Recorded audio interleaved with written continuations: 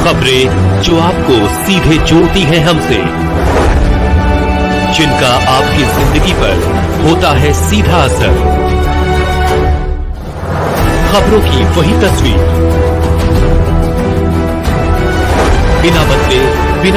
सभी में देख रहे होंगे कि वृंदावन के कथावाचक की वजह से पूरे मथुरा, वृंदावन और सब जगह बहुत ही रोष दिख रहा है। आप सोचिए, कथावाचक होकर जो ज्ञान की बातें जिसको देनी चाहिए, कि जिसको समाज को संदेश देना चाहिए कि उसको अपने बच्चों को कैसे पढ़ाना है, कैसे लिखाना है, कैसे उनको आगे बढ़ाना है, वो उस तरीके से न बोलकर वो बोल रहे हैं कि 14 साल की बेटी की शादी कर देनी चाहिए। यानी कोई बच्ची 9th भी नहीं पढ़ रही लेकिन उसकी शादी कर देनी चाहिए, क्योंकि अनिरुद्धाचार्य के हिसाब से 25 साल की लड़की मुंह मार देती है कहीं।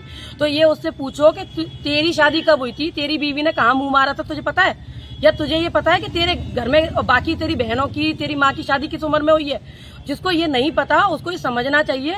हमारी बहन बेटियों के बारे में कुछ भी कहेगा तो मैं बता रही हूँ, लोग कह रहे हैं उसके जूतों की माला पहनेगी, मैं माला भी नहीं पहनाऊंगी, मैं उसको जूता उसके मुंह पे मारूंगी और उसको बताऊंगी कि जो गौरी गोपाल आश्रम के नाम पे जितनी महिलाओं से तुम अभद्रता कर रहे हो और महिलाओं का जो तुम खा रहे हो, क्योंकि महिलाएं अपना आके यहाँ पे दान भी करती हैं, बहुत सारी महिलाएं ने अपना सब कुछ दान करके तब वो उस जगह पे रह रही हैं। बहुत सारी जगह से इनको डोनेशन उस महिलाओं को रखने के लिए मिल रहा है और उन महिलाओं के साथ ये अभद्रता जो कर रहे हैं उसका इनको भुगतना पड़ेगा और उस गौरी गोपाल आश्रम में हम ताला लगवाएंगे।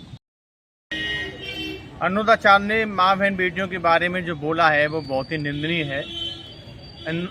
हमारे वृंदावन में एक से एक बड़े भागवत आचार्य हैं, बड़े बड़े संत भगवान हैं, सभी लोग व्यासपीठ की मर्यादा का ध्यान रखते हैं, लेकिन जिन लोगों के पास अरबों करोड़ों रुपये आ जाता है एकदम, तो वो उनको रावण का सा अहंकार हो जाता है।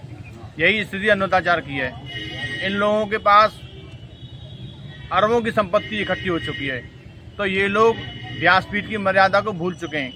अरे माँ बहन बेटियों के बारे में तुम इस प्रकार की टिप्पणी करोगे और तुम इतने विद्वान व्यक्ति होकर भी ऐसा कार्य कर रहे हैं, तो मैं तो उनसे यही कहना चाहता हूँ, उनको बहन बेटियों से माफ़ी मांगनी चाहिए और ये बयान देना चाहिए कि मैं अब जीवन में कभी भी किसी भी बहन बेटी के बारे में इस प्रकार की दुर्भावना नहीं रखूँगा और ऐसा अशोभनीय कथन कभी नहीं कहूँगा, क्योंकि मातृशक्ति बहुत ही उदास है और आक्रोश में है। मातृशक्ति चाहती है कि अनिरुद्धाचार्य को इस प्रकार का बयान कभी नहीं देना चाहिए।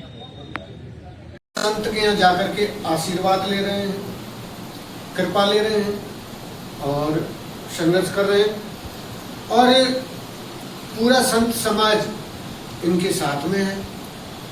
और जब